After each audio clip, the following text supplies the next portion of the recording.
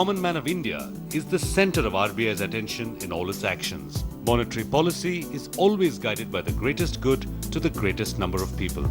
As banking regulator, the RBI has always sought to reach the benefit of banking to larger segments of the population through priority sector initiatives, its stress on farm and SME credit, and now on no-frill accounts. But in its Platinum Jubilee year, the RBI has consciously decided to directly reach out to the common man through its year-long outreach programs. The main idea of the outreach program was to connect with people across the country. There were two objectives. The first was to explain to people what RBI does to demystify the Reserve Bank and to explain to them what difference RBI makes to their everyday lives. The second was, and more importantly, for us in the RBI top management to understand the challenges of financial inclusion. So over the last 1 year, the top officials of the RBI, including the governor, the deputy governors and the executive directors, have travelled the length and breadth of India to spread the message of financial inclusion through these outreach programs. These visits have sparked a widespread curiosity and even interest in banking. पैसा पैसा पैसा काय आहे हा पैसा कुठून येतो हा पैसा हे सर्व मला जाणून घ्यायचे होते. तशातच जेव्हा मला बाबांनी सांगितले की रिझर्व्ह बँकेचे अधिकारी आपल्या गावात येणार आहेत व आपल्याला बँकेविषयीची सगळी माहिती सांगणार आहेत तेव्हा मला अत्यानंद झाला. Given such enthusiasm, the RBI started making the outreach visits more inclusive. RBI officials invited officials from regional rural banks, state cooperative banks, commercial banks, NABARD and insurance companies to join them so as to take a coordinated approach to financial inclusion. I did realize that when a senior functionary of the Reserve Bank of India goes to a village, it does generate a lot of activities among the banks and even the government.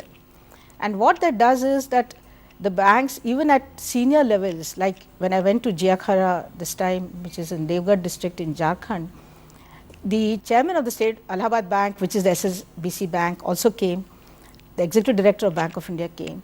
So it becomes so important even for them to be taking some initiatives in that village, which helps us ensure that that village gets some banking facilities. The outreach program sought to spread banking by riding on the government's developmental programs like the NREGA. One of the beneficiaries of such a scheme is Radha Munda, a 32-year-old labourer of Jalanga village in the Bhadrak district of Orissa. Radha had never found it easy to collect her wages even while working on NREGA projects. So when Governor Subbarao visited Orissa as part of the outreach program, he launched a no-frill account in the local branch. This helped people like Radha to transfer money into her bank account after a biometric identity check.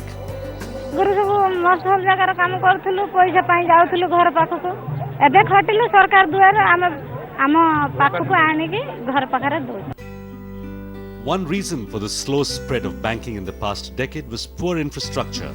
But now technology has overcome many of these hurdles. Now, a country of India's size and India's population and diversity and infrastructure, there are lots of issues, including the infrastructure issue. I think things are coming together now. On one side, you have the road connectivity. The other side, you have the digital connectivity. You have banks computerizing to core banking in a massive way. You have the whole new technology of biometric and smart card and even now the UIDI. The Reserve Bank of India has therefore set a new target for commercial banks that all villages with a population of over 2,000 should get access to financial services by March 2010. Concomitantly, the RBI has also put in guidelines for mobile banking and more liberal rules for appointing business correspondents. Having the bank branch is not the financial inclusion. Having open the account is not the financial inclusion. People must be able to do the financial transaction. Bank must be able to meet the requirement, financial requirement, both in terms of the loan, in terms of the access to credit, in terms of access to immediate credit, in terms of remitting the money. Now, what we are saying that, and this has to be done through ICT based method. Otherwise, we will be not able to cover up, we will be not able to scale up. But financial inclusion will not be complete without financial literacy. It is important to educate villagers on what the role of the RBI is and, more importantly, what banking is. Through music and dance, RBI officers taught villagers how to open a bank account. सामान्य जनतेसाठी जसं saving account असतं तसं व्यापाऱ्यांसाठी current अकाउंटची सुविधा बँकांमध्ये असते. तसंच आवर्त ठेव योजना म्हणजेच रिकरिंग डिपॉझिट ज्याद्वारे आपल्या खात्यातून ठराविक रक्कम परस्पर आपल्या ठेवीमध्ये जमा होते. A more lasting way to instill the basics of banking was to teach the children. What financial access means to the kids in that particular environment. It's very moving because I've certainly not spoken to an audience of school kids of that size, and certainly not in a village, and so one doesn't even know what they're picking up. So I tried to use the metaphor of the school principal, ask them to explain whether they could explain what role the principal performs in the school. Through these awareness programs, the Reserve Bank of India hopes to gradually reduce the dependence of villagers on private money lenders. In another village, I asked some lady who has taken a loan, are you having any expectation? Do you feel anything? She says, no, I feel the interest rate is high. I said, what is the interest rate? She said, it is say 12.5 or 13%. I said, suppose you have not got this loan from the bank, what interest would you have paid? Now, believe me, this because it was done through the mic. Everybody is listening. He said, no, it would have been much higher. However, financial inclusion is not going to be an easy task for the Reserve Bank of India. Out of the 6 lakh villages in India, only 30,000 villages have a bank branch. The RBI will therefore endeavour to continue this outreach program in the coming years. This is the beginning of the initiative. So, like we say, well begun is half done.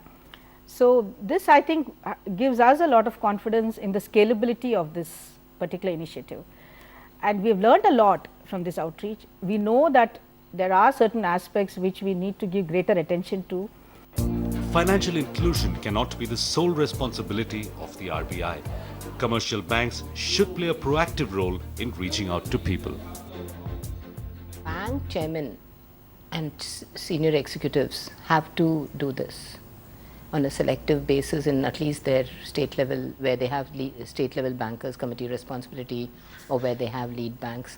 Because when we went for this outreach program, the very fact that the bank chairman was also present there made a huge difference to the local staff and the local banks. Ultimately, Reserve Bank cannot do it. We are expecting this whole thing to be done on financial inclusion by the banking system. I will say that in order for the Reserve Bank to remain a useful and relevant public institution, we cannot afford to lose touch with reality. We have to be in touch with people, we have to be connecting with them in order to deliver on our mandate more effectively. The outreach program was a renewed tryst with the common man for RBI officers as they fanned out to the 4 corners of the country. From Boram in Arunachal Pradesh to Boraj in the western rim of Rajasthan, from Mana in Uttaranchal to Kavarati in Lakshadweep and Port Blair in the Andamans. The rank and file of RBI's officers got a first-hand account of what banking means to every last Indian.